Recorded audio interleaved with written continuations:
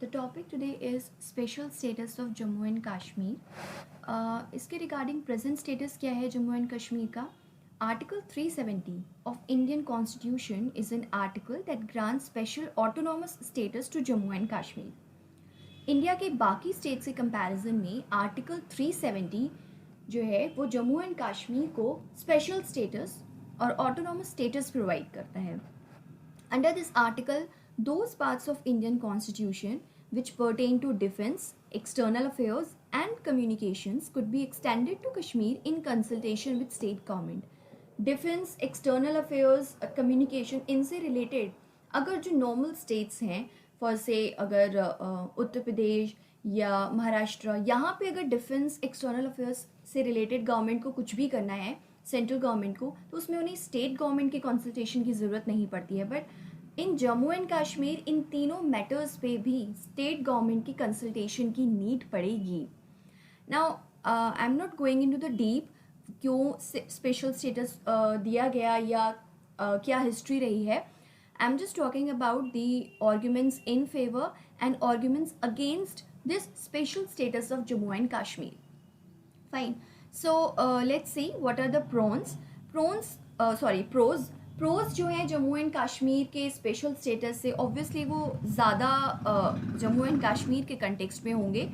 तो फर्स्ट जो है adequate land in the state which can be put to good and beneficial use for the state itself. क्योंकि पता है कि under special status of Jammu and Kashmir होता क्या है कि बाहर के लोगों को जो जम्मू एंड कश्मीर के नहीं है उनको प्रॉपर्टी लेने का अथॉरिटी नहीं है, राइट नहीं है. तो इसलिए वहाँ का जो लैंड है ऑब्वियसली वहाँ के लोगों के बेनिफिशियल यूज़ के लिए यूज़ किया जा सकता है. Second thing that it's a key point to secure Kashmir from invasion as it maintains the status of Jammu and Kashmir with Union of India. India ने under article 370 of Indian constitution Kashmir को एक integral part माना है India का and special status accord किया है. तो on this basis we can say that Kashmir is an integral part of India and we have provided this special status to it. तो हम उसको इन्वेजन से या पाकिस्तान का जो एजर्शन होता है कश्मीर के ऊपर उसके अगेंस्ट अपना एक पॉइंट रख सकते हैं by providing this special status to Jammu and Kashmir. Third thing is to preserve the culture, identity of people in Jammu and Kashmir who feel deeply vulnerable about their identity and future.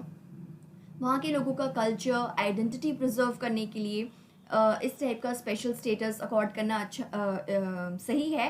Because वहाँ के लोग specially Jammu Kashmir के लोगों को लगता है कि if they like उनको नॉर्मल स्टेटस प्रोवाइड कर दिया जाएगा देन उनकी आइडेंटिटी उनका फ्यूचर जो है that would be vulnerable. Now, fourth thing is it shows India's commitment to international standards of peace and security. 1947-48 में यूनाइटेड नेशंस ने इंटरवीन किया था रिगार्डिंग दिस कश्मीर इशू. तो उस समय इंडिया ने जो स्टैंड लिया था वही स्टैंड इंडिया ने आज भी लिया हुआ है. तो in this form we can say that India अपना जो कमिटमेंट है इंटरनेशनल पीस के लिए इंटरनेशनल स्टैंडर्ड्स के लिए by providing this special status to Jammu and Kashmir, India अपना commitment prove करता है, show करता है. These are some pros. Now let's see what are the arguments against this special status of Jammu and Kashmir. The first thing is it is denial of fundamental rights to settle permanently and purchase property. Under Article 19, right to freedom के अंदर 19(1)(e) and 19(g) इसमें दिया हुआ है like freedom to reside anywhere in territory of India. However कुछ regional restrictions के साथ है. बट अगर हम दूसरे स्टेट्स के साथ में कंपेयर करें जहाँ पे कोई भी जाकर कहीं भी रह सकता है तो ये हमारे फंडामेंटल राइट्स का डिनायल है. Second thing is denial of jobs for Indian citizens in Jammu and Kashmir as they are reserve for citizens of state. Jammu and Kashmir की जॉब सिर्फ वहाँ के लोगों के लिए रिजर्व है तो ये भी एक तरीके का राइट का वायलेशन है and it is denial of jobs for Indian citizens. Third thing is Parliament cannot alter boundaries of state without approval of Constituent Assembly of Jammu and Kashmir. Even अगर Parliament को वहाँ की boundaries में भी कोई changes लाने हैं alteration करना है तो भी वहाँ की constituent assembly Jammu and Kashmir की जो है उसकी अप्रूवल की ज़रूरत है जो कि बाकी स्टेट्स में नहीं है. Fourth is union of India is incompetent to declare financial emergency in India. Even financial emergency भी जम्मू एंड कश्मीर में अगर नीड पड़ती है तो नहीं डिक्लेयर करी जा सकती है। Fifth is against the unity and integrity of India where one state is accorded special status compare to others. Obviously दूसरी स्टेट्स के कंपैरिजन में आप एक स्टेट को स्पेशल स्टेटस प्रोवाइड कर रहे हो, तो ये this is against the unity theme and integrity of India. Sixth is its against national integration.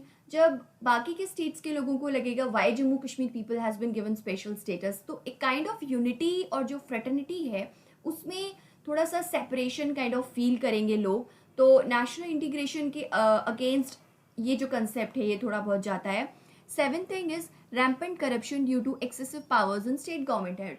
Hence होता क्या है कि यूनियन ऑफ इंडिया को जो भी वहाँ पे लॉज लेकर आने हैं, अगर इवन पार्लियामेंट के भी जो लॉज वहाँ पे आने हैं तो वो भी स्टेट कॉन्स्टिट्यूंट असेंबली की अप्रूवल के बाद ही आ सकते हैं। तो एक्सेसिव पावर्स हैं स्टेट गवर्नमेंट के हाथ में वहाँ पे, एंड इस वजह से जम्मू एंड कश्मीर में करप्शन भी बहुत ज़्यादा देखने को मिलता है, अनएम्प्लॉयमेंट की प्रॉब्लम है, डेवलपमेंट की प्रॉब्लम है, बहुत सारी प्रॉब्लम्स हैं। देखें तो arguments against this special status of Jammu and Kashmir ज़्यादा हैं।